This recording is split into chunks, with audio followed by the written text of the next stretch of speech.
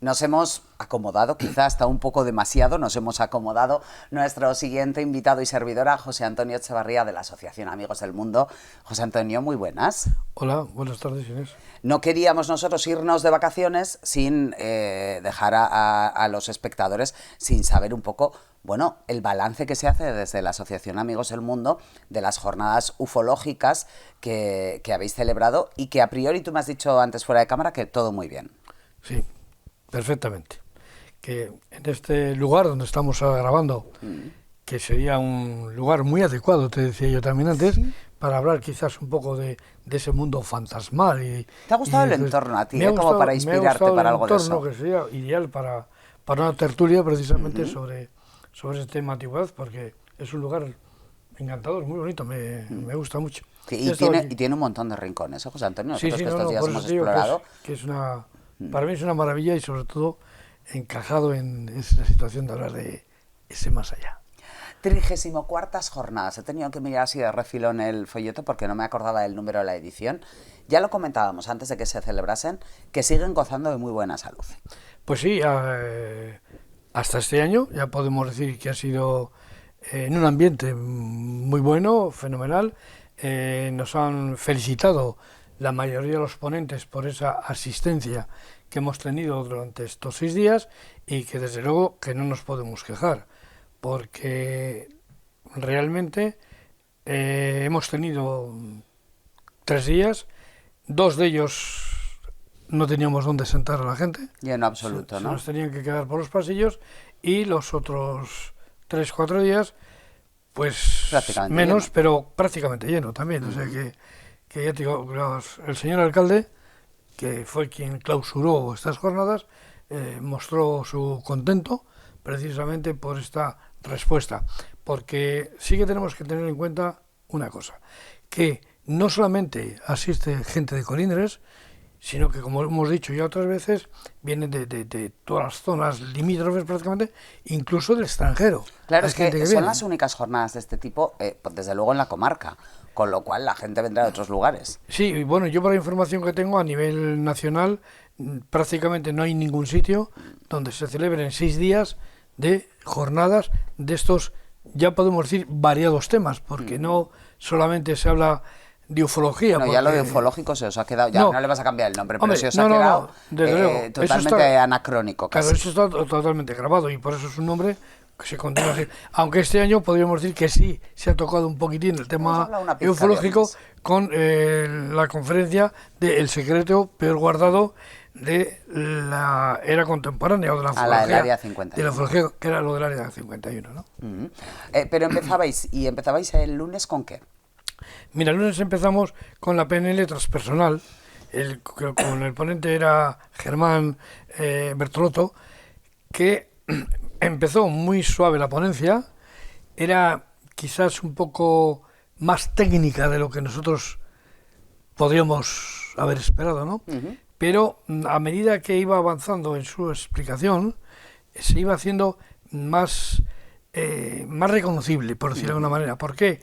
Porque adentraba bastante en el mundo de la mente y cómo podíamos ayudarnos con la PNL para poder transmitir, conocernos a nosotros mismos y poder transmitir y ayudar, principalmente ayudarnos nosotros, pero también ayudarnos a los demás. O sea, que empezó la cosa, como dices tú, un poco técnica, un poco que uno igual decía, no sé si lo voy a entender, pero luego enseguida le fuisteis pillando el ritmo al asunto. Sí, porque ten en cuenta que ya se adentró, cuando entras en aquellas explicaciones que son para ayudarte, que ayudan a la mente, lógicamente a eso estamos todos receptivos y de alguna u otra manera todos entendemos eso que se nos quiere decir.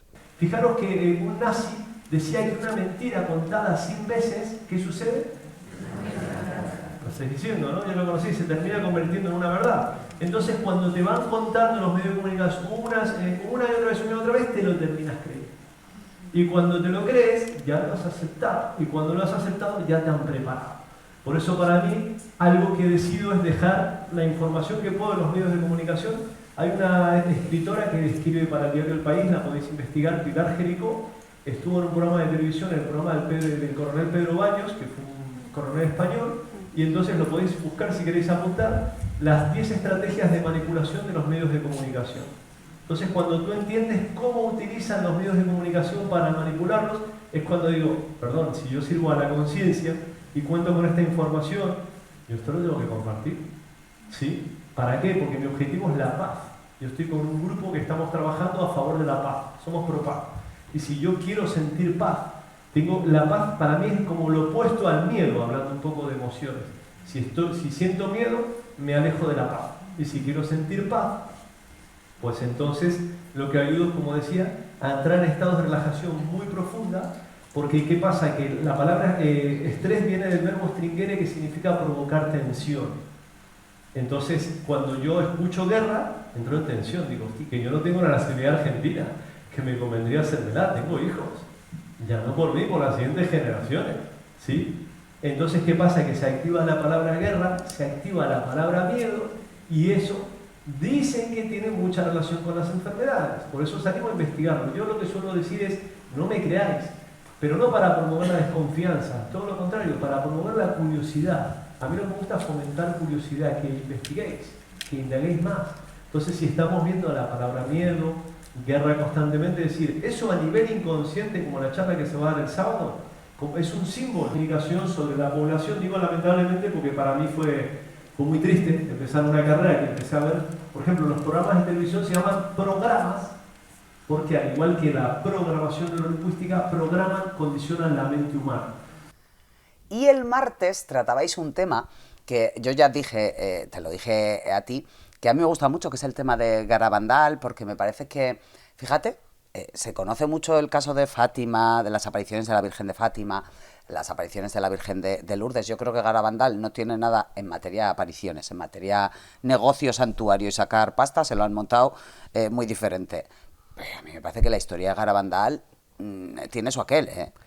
Bueno, pues precisamente este día fue uno de los días en los que la sala estaba totalmente abarrotada, Hombre, gente por los pasillos, porque sí que les interesaba mucho, pero sobre todo acudió muchísima gente, digamos, que tiene contactos o conexiones con Garabandal, es decir, que asiste mucho a el día que ahí se celebra, creo que es el segundo domingo de mes, que se celebran concentraciones, y hubo una señora que le rebatió al ponente, diciéndole que lo que estaba diciendo que no se ajustaba más o menos mucho a la verdad y que era, entre comillas, mentira. Porque ¿dónde estaba el conflicto entre ellos? Entonces el conflicto estaba en que el ponente establecía que el verdadero enigma que perdura durante estos 60 años en Garabandal, él se refiere a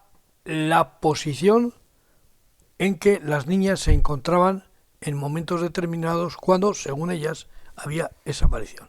Es decir, la forma de sus posturas, de sus maneras de poner, de levantar la cabeza, incluso hasta dar casi con la espalda, que él decía que ese era el auténtico misterio de Garabandal, más que lo de la presencia de la Virgen. ¿Y la señora qué decía? La señora decía que no, que aquello efectivamente, que ella había estado allí, que una de las videntes, que era su prima, enseñó un rosario, que incluso dice que le había regalado, y ella mantenía que para ella no era verdad, o no entendía como correcto lo que el ponente estaba diciendo. Claro, si analizamos, estamos hablando de dos conceptos diferentes. Es que yo creo que igual una cosa, que no he visto lo que ocurrió en la ponencia, pero que igual una cosa no tiene por qué entrar en contraposición con la otra. Claro, pero es que cuando estamos, pasa un poco como en la política, ¿no? O con los equipos de fútbol. Cuando estamos excesivamente cerrados, diría yo, a una creencia, a un equipo de fútbol, pues lógicamente no aceptamos a veces las interpretaciones de los demás. Perdón. Y esto fue lo que pasaba a esta señora y otro señor que estaba ahí con ella, porque ellos habían sido presenciales. Yo les comentaba que yo también he tenido dos amigos allí que habían sido presenciales, y sobre todo uno. ¿Pero presenciales es? ¿Tú has tenido dos amigos que conocieron a las chiquillas que hablaron con la Virgen? Y que lo grabaron. Vale. Mi amigo Sebastián Darbó grabó eso. Y lo que ambos amigos me transmitieron en algún momento determinado que habíamos hablado de este tema, coincidía más o menos con lo que estaba comentando este chico, ¿vale? Vamos, el ponente en este caso. Entonces, para mí, ¿qué queda? Que efectivamente pudo haber esa presencia virginal, es posible, pero que realmente es un misterio, porque en algunas declaraciones, hay un diario de Conchita, concretamente, en el que ella dice que son manifestaciones que ella entendía, pero que no establecía que verdaderamente habían visto a la Virgen. Entonces, claro, esta es una discusión un poco bestial. Es que para mí una cosa que me llama mucho la atención, bueno, no que me llame mucho la atención de Garabandal, que me parece que me suscita mucho más curiosidad del asunto de Garabandal, pues que, insisto, que de Fátima o que de Lourdes, pues todos son apariciones marianas, todos son niños que se les ha aparecido a la Virgen. El asunto en Garabandal es que tenemos imágenes, porque tenemos fotografías de las niñas en esa especie de éxtasis, Claro. y tenemos el testimonio de un cura en aquel momento que dejó testimonio de lo que él vio también. Entonces, esas imágenes es verdad que muestran a las niñas que además bueno, pues estaban de rodillas sobre el grijo, etcétera, no mostraban dolor, etcétera. Quiero decir que hay testimonios vivos, por así decirlo, de esa especie de estado peculiar en el que entraron las niñas. Yo no sabría dar una explicación, que entiendo que es por donde iba el ponente, ¿no? El Claro. verdadero misterio está en saber qué les pasaba a las niñas en aquel momento, Claro. pues para casi esnucarse, porque la postura es un poco antinatura, etcétera. Entiendo también a la señora, que si es prima de una de ellas y ella de verdad cree que se apareció la Virgen, pues Claro. todo lo que se aleje de una explicación mariana, de aparición mariana, a la señora no le gustaría. Claro, pero bueno, es un poco lo que siempre decimos nosotros. Ahí damos esa información, estamos dando la investigación de un investigador que lleva, creo que eran 20 y tantos años, estudiando este fenómeno. Claro. ¿Qué ocurre? Que hablamos del cura, pero el cura no vio nada. El cura lo que se limitó es a transmitir, ya el cura ha fallecido, a transmitir lo que las niñas le habían dicho, pero nosotros no estábamos presentes y tenemos que juzgar, si es que podemos juzgar, que yo creo que no podemos juzgar, quizás sí interpretar, que en aquel tiempo en el que esta situación se produce, estamos en una España súper católica, Sí, hombre, por decir claro. de alguna manera. Entonces las niñas quizás pudieron interpretar o decir unas cosas, el cura pudo interpretar otras y, lógicamente, plasmar luego en el papel aquello que era bueno desde el punto de vista religioso. Claro, claro. Y desechar aquello que pudiese. Pero es que es muy curioso porque en todas las apariciones marianas se produce la misma situación. Todas. O sea, todas. Todas las apariciones marianas Todas son iguales. Y esto te lo dije también antes de esto, y el día que hiciste un especial de Garabandal, yo también dije, a lo mejor voy al infierno por esto que estoy diciendo. Luego, yo voy a tener que hacer muchas cuentas con San Pedro por este tipo de cosas que digo a las puertas del cielo, si el cielo existe, ¿eh? Y por otras cosas igual también. Pero escucha, es que en todas las apariciones marianas el mensaje de la Virgen siempre es tremendamente críptico. Siempre son cosas como la copa está rebosando, la copa llega a rebosarse. La chica, María habla más claro. Claro, pero es- Para ser la Virgen da indicaciones muy difusas. Pero es que en algún momento también hay Es verdad. un punto curioso, que a veces las niñas no se acuerdan del mensaje. Claro. Y entonces quizás ellas puedan decir lo que piensan en ese momento y con quizás a veces el miedo a lo que pudiera ser si ellas transmiten algo que pueden considerar que está fuera de lo que podríamos llamar y a lo mejor normal de la Iglesia en aquel momento. Con la ayuda del cura en aquel momento de, ¿no habrá querido la Virgen decir esto? Claro, claro. Por eso decía yo que una cosa es lo que las niñas hayan podido oír, otra la que han transmitido y otra lo que el cura haya podido escribir. Pero, como decía Fran, ¿dónde está ese real misterio? En el éxtasis de las niñas y en las posiciones que físicamente son prácticamente imposibles de mantener. Ese es el verdadero misterio. Así lo transmitía Fran. Por $10 elija un regalo, por $20 elija dos regalos. Y hay un oscurantismo total a la hora de saber dónde va esta pecunia, dónde va este dinero. ¿Y qué me dicen de la caja fuerte que está en la iglesia?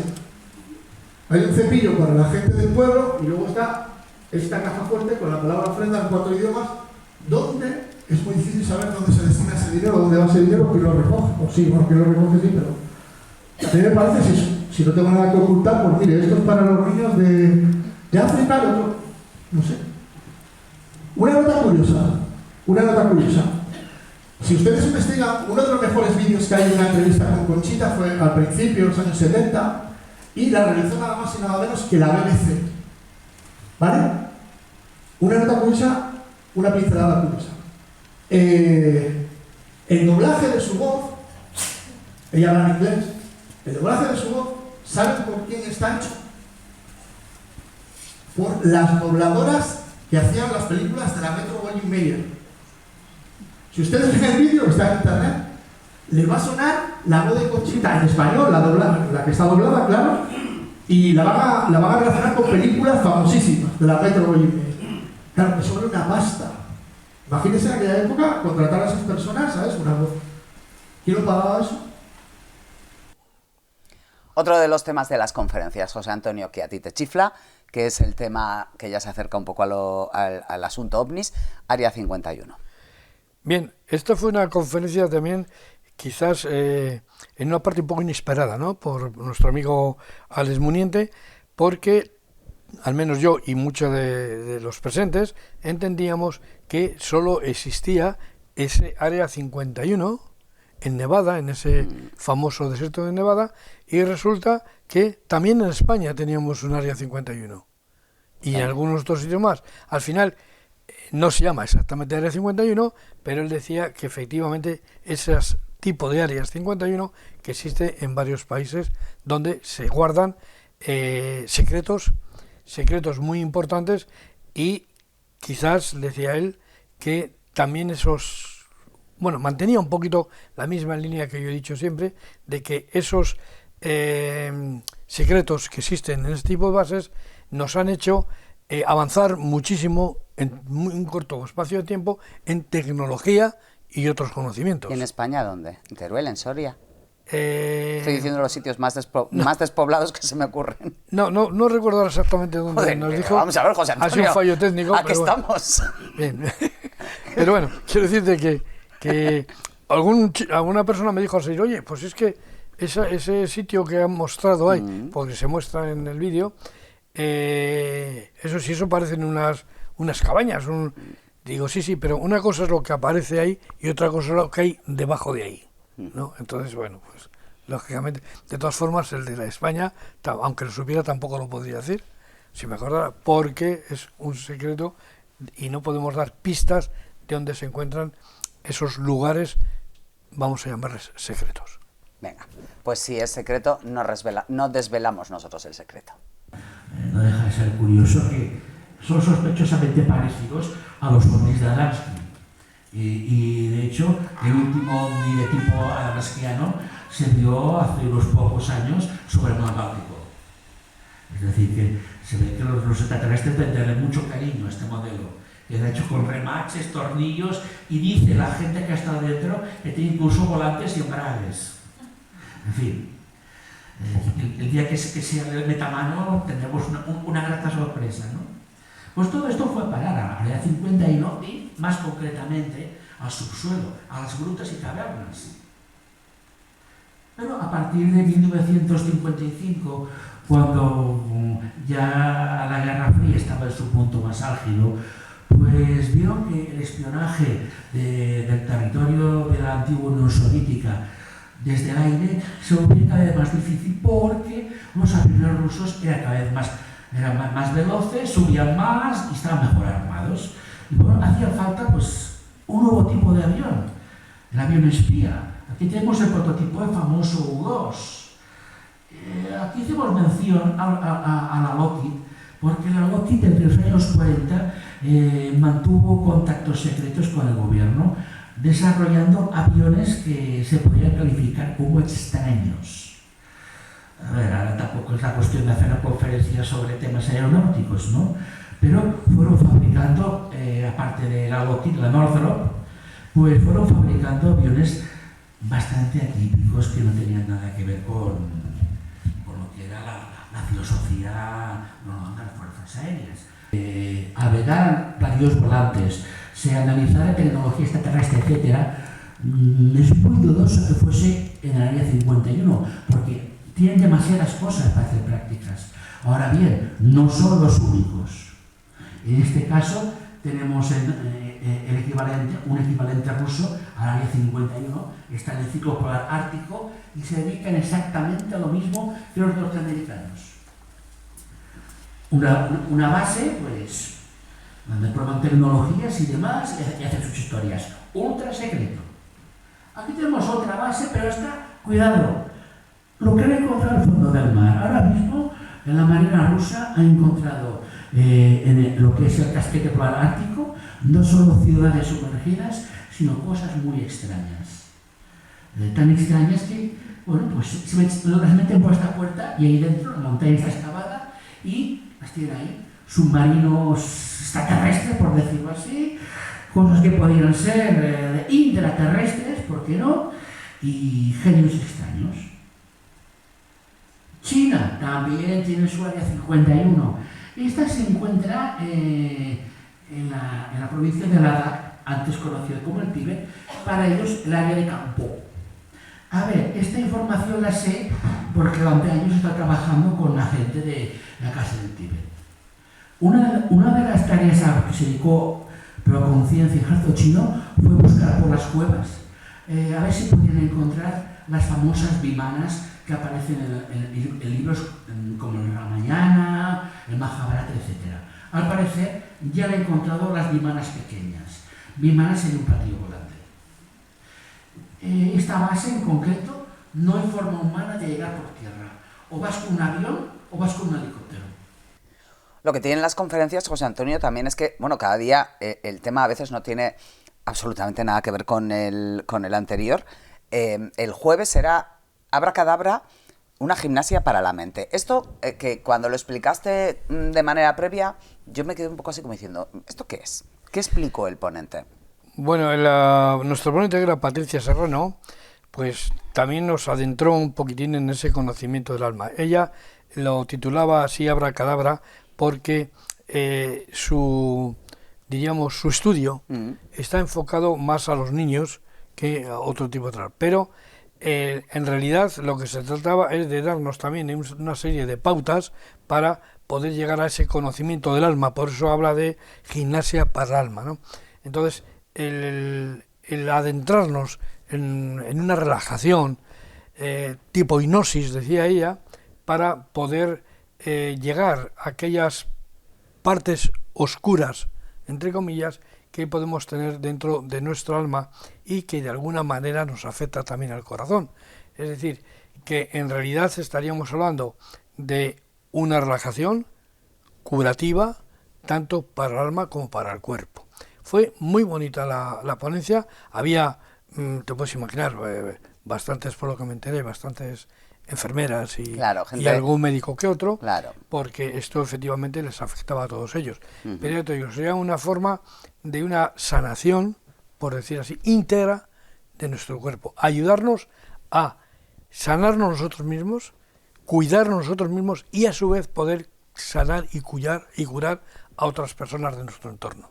Oye, pues qué bonito, ¿no? Me parece muy chulo el tema. Estuvo muy bonito, muy bonito. Además, ella lo explicó con una sencillez que yo creo que nos dejó a todos más o menos, entre comillas, un poquito paralizados al sentir, porque incluso nos hizo sentir una pequeña relajación que fue una auténtica maravilla.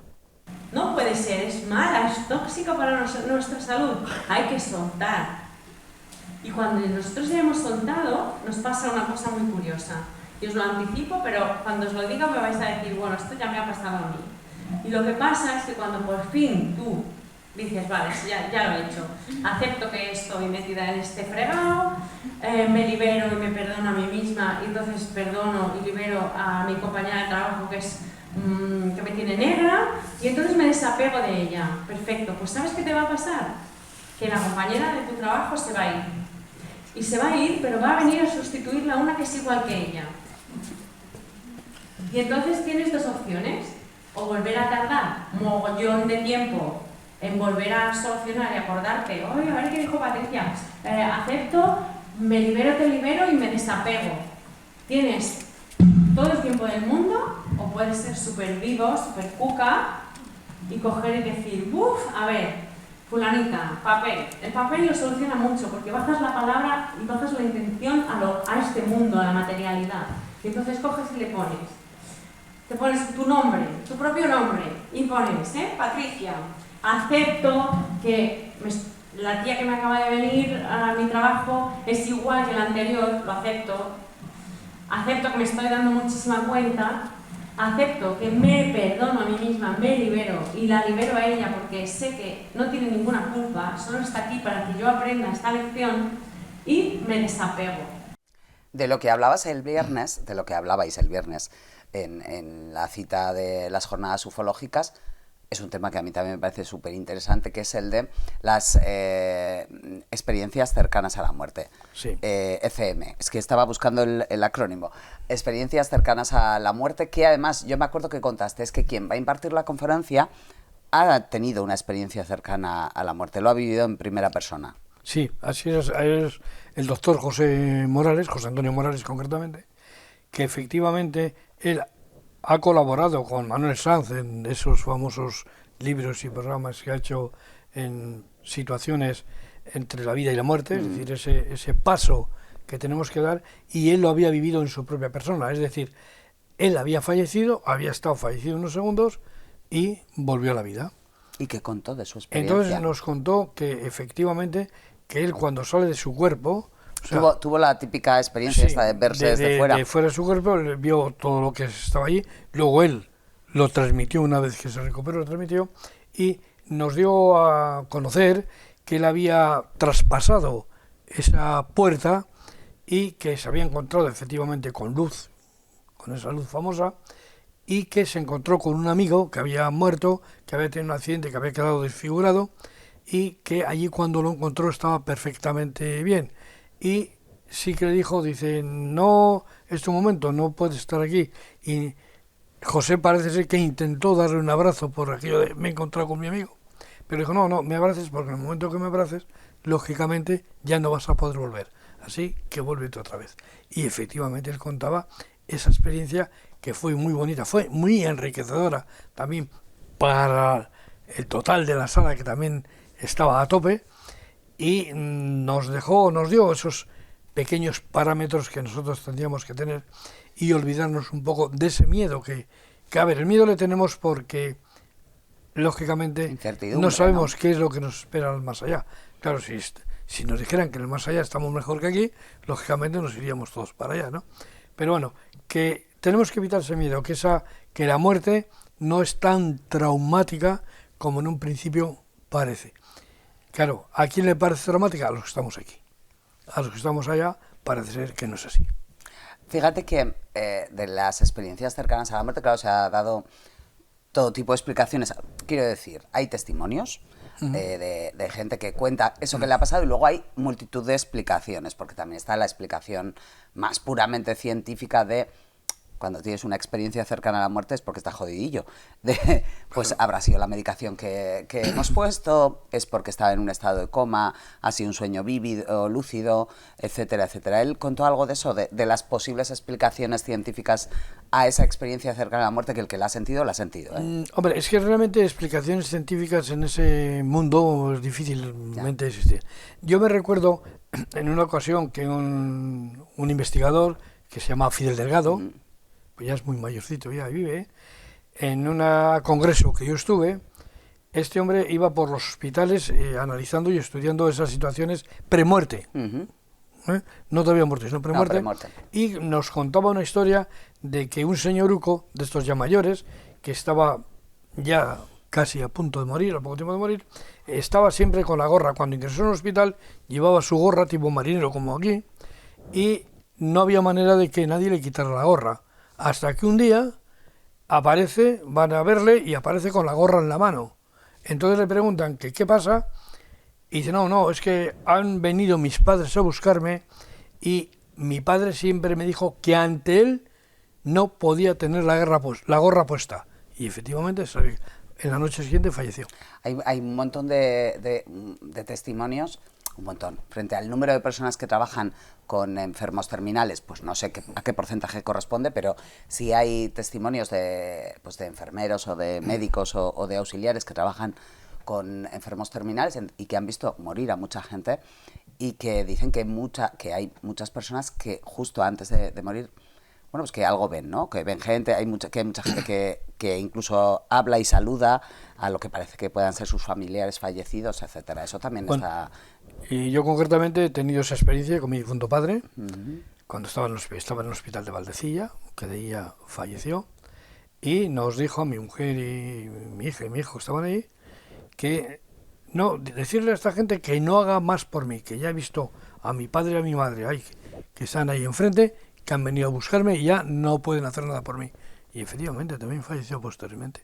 Pues experiencias cercanas a la muerte, otro de los temas que se han tratado en las conferencias.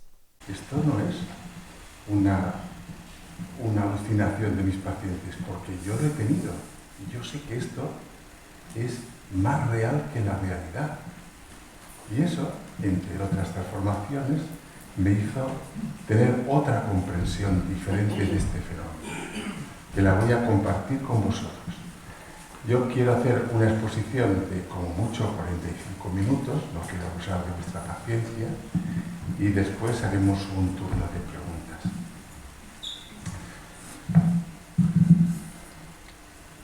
Hoy día, antes me dedicaba a la medicina y solo a la medicina, vivía para eso.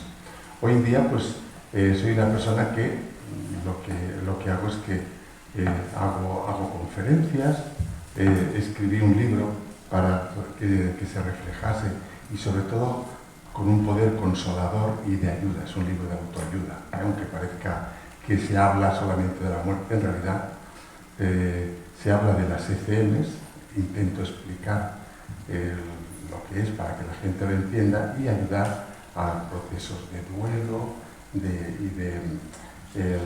de enfermedades terminales o de acompañamiento. La última de las jornadas, José Antonio, la del sábado, arquetipos, símbolos y sueños. A ver, ¿de qué se hablaba en esto? Bueno, pues aquí se habla, sabes que hay unas, vamos a llamarlas unas figuras que las llaman arquetipos, que es una forma de desarrollar también situaciones más o menos para nuestra propia experiencia, para nuestro propio conocimiento y nuestras propias curaciones. Entonces se habla un poquito de todo esto, incluso de los símbolos, que muchas veces vemos símbolos escritos y empezamos, por ejemplo en Egipto, escrito hay un montón de símbolos, y entonces la gente empieza a divagar, esto, bueno, pues este nos habló un poquito de la explicación de esos símbolos y hasta dónde se podía llegar con ese tipo de arquetipos. Pero para mí uno de los puntos que estuvo quizás más entretenido y más bonito fue lo de los sueños. Cuando nos habla de los sueños, es decir, cuando nosotros soñamos... Es que el mundo onírico... Claro, cambiamos totalmente nuestra vida, incluso somos capaces de volar, lógicamente. Y él decía que la mayoría de la gente, y eso es cierto, no somos capaces muchas veces de recordar esos sueños, pero que hay muchas gentes, quizás un poquito más dotadas desde el punto de vista espiritual, en su mente, lógicamente, y que son capaces de transmitir esos sueños. Entonces, esos sueños, ¿qué nos avisan? Nos decía que son premoniciones, lógicamente, de aquello que puede ocurrir o que tú tienes el deseo de que pueda ocurrir.